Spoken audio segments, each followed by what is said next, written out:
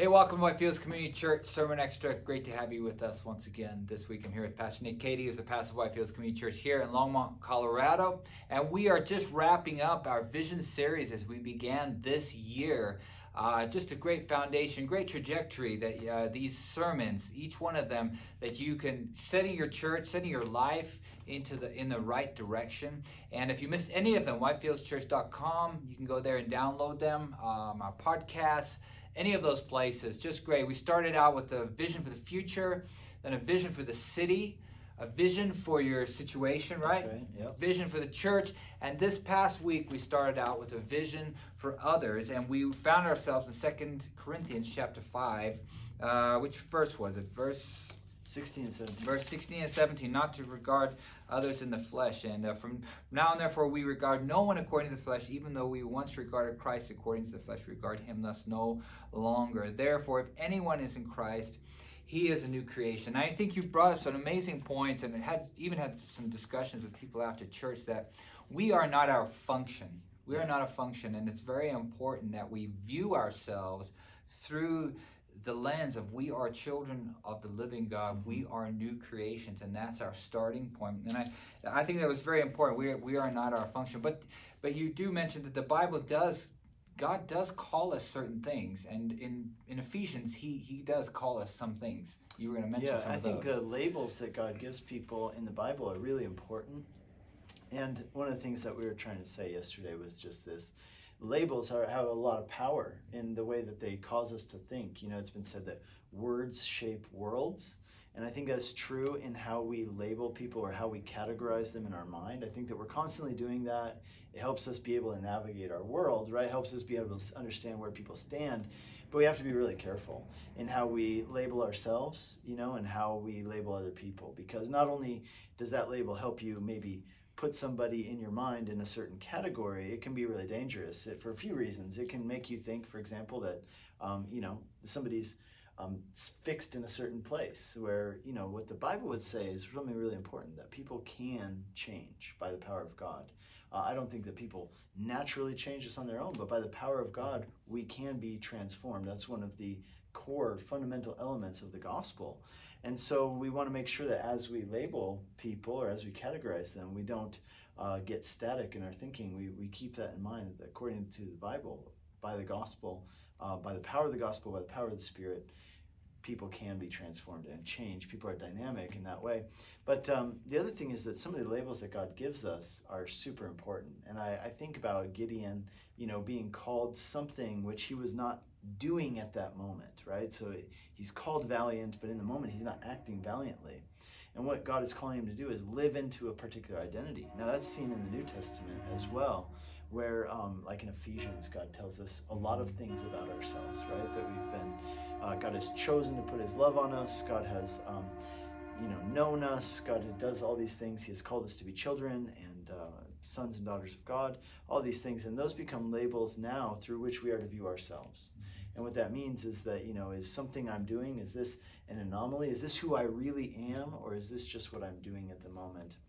I remember a conversation with my dad, actually, and it was a really good conversation. I remember I was living in Hungary once, and I came back to visit, and I was telling him about somebody who was a public figure who had come out, he had been caught doing something bad.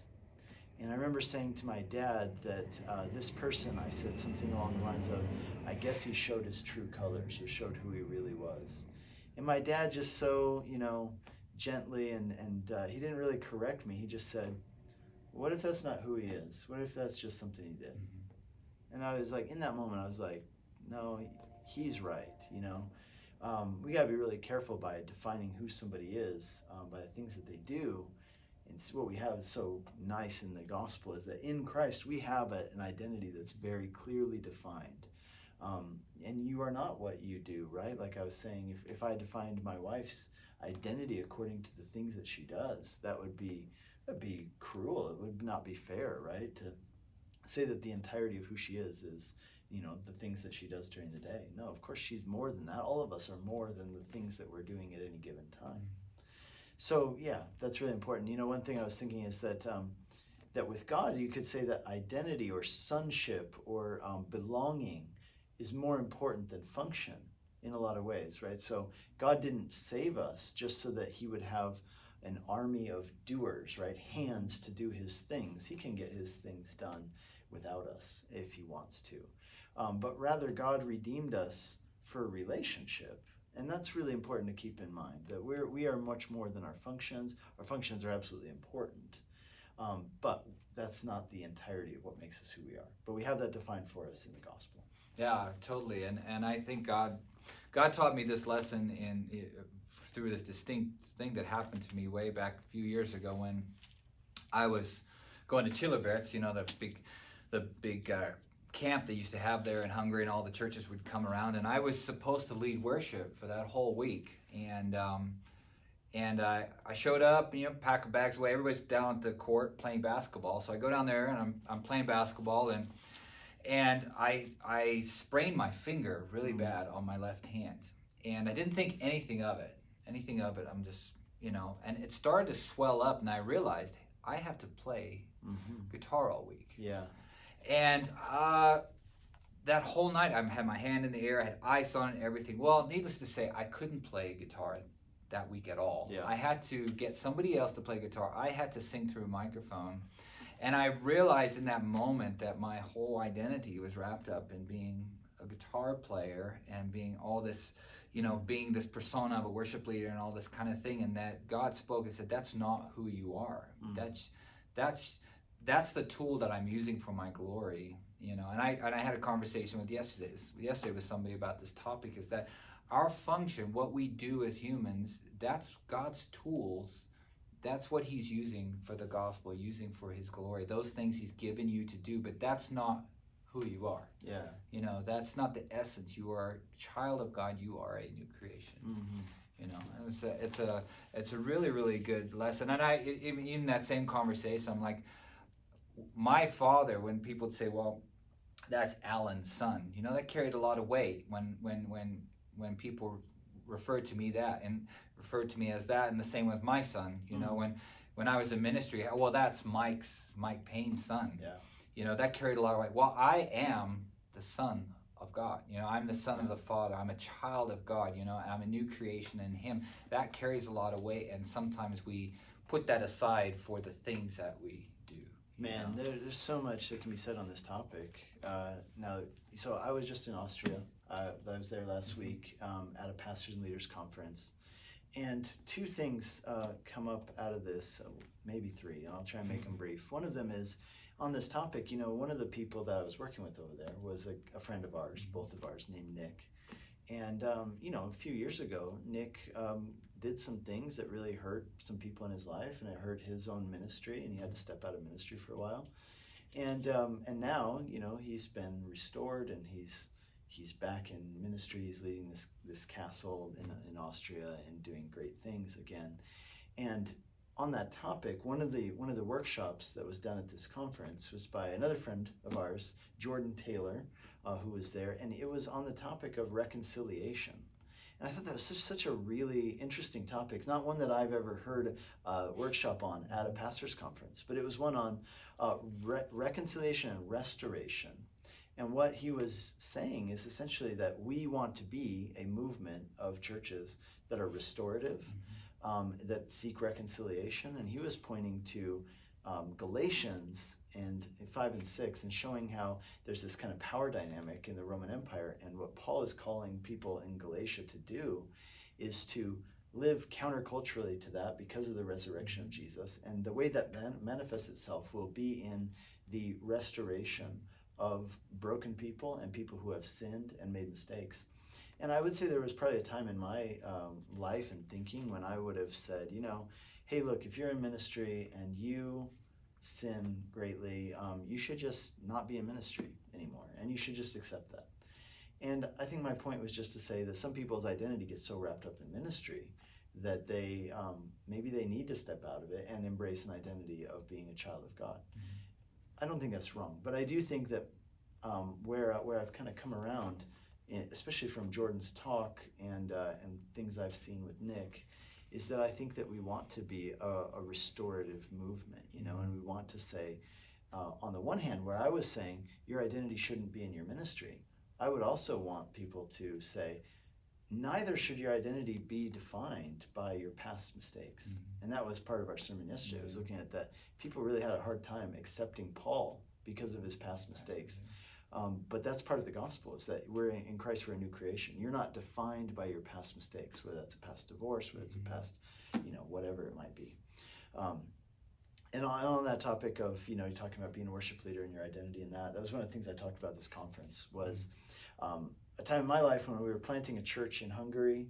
And, I realize now in retrospect, and I think I realized at the time in part, but now a lot in retrospect, that what can happen when you wrap your identity up so much in something is that you begin to act out of fear. And the reason is because you can't afford to lose that thing, because the thing you do creates your identity. So in a way, you stop doing that thing for the sake of the thing and you start using that thing. And the example I would use is that I can think back to time when we were first planting a church. I was so excited, to be a pastor and to be a missionary and all these things in a good, positive way. But then it kind of started to turn in a bad way where, my whole life was just an emotional roller coaster based on, the church. How is the church doing emotionally? Good, then I'm doing good. If something goes wrong, then I'm crushed, right? And I think this is not just true of church ministry, right? Many of our listeners, maybe you're a parent, maybe you have a job, and if you ride this emotional roller coaster, because if you build your identity on it, then what if you lose that job? What if the parenting doesn't go the way that you hoped it would? You end up living out of fear because you need that thing, right? So in my case, a pastor missionary, right? Well, if, let's say, the church doesn't go well, then I don't just lose my job, I lose my identity. If I stop being a pastor, I stop being a missionary, my identity is then, now I'm a failure, right? So I have to have my identity rooted in something that can't change, or else I'm going to act out of fear. My fear is that I'm going to lose that thing that gives me my identity, and then what, right? Then what will I be? Who will I be? I will lose that. And so I got to the point where I said, like in this message, that I realized that I wasn't just doing ministry and ministering to people. I was using ministry and using people to give me a sense of affirmation. And that's not healthy. Yeah. It's not healthy for me, and guess what? It's not healthy for anybody on any side, right? And that same thing's true of parenting, right? I think that you can get to the point where you're doing things and you're using it as opposed to just doing it for the sake of the thing. Tim Keller calls it the work beneath our work. And what happens though is that when you root your identity in Christ, then you're actually free. You're free to do that thing just for the sake of it, rather than using it to try to affirm you. And you can just do it. And it's much more freeing, and you can actually enjoy it for what it is, rather than desperately needing it to give you some sense of affirmation. Some people work because they love their job, but there are some people who overwork, not because they like their jobs or because of any other reason other than they're overworking because they're using their job to give them a sense of affirmation. They do it. People do it with children. People do it with hobbies. People do anything you can imagine. Martin Luther said, right? A human heart is an idol factory. We'll take anything, turn it into an idol. So. Oh yeah, no, there's a lot of rich stuff in this particular topic in so many directions. And the question for you today would be, where is your identity? Is it in Christ? Are you a child of God today? And something to think through. What do you filter your life through? Is it through that great truth? Is some faltering thing that some shaky foundation that you might have in your life? So great things. If you missed that sermon on Sunday, whitefieldschurch.com, go over there. You can download it on YouTube, any kind of podcast, Spotify, Google Play, Apple Music. We're on all of them. And we look forward to seeing you again next week, and may God bless you.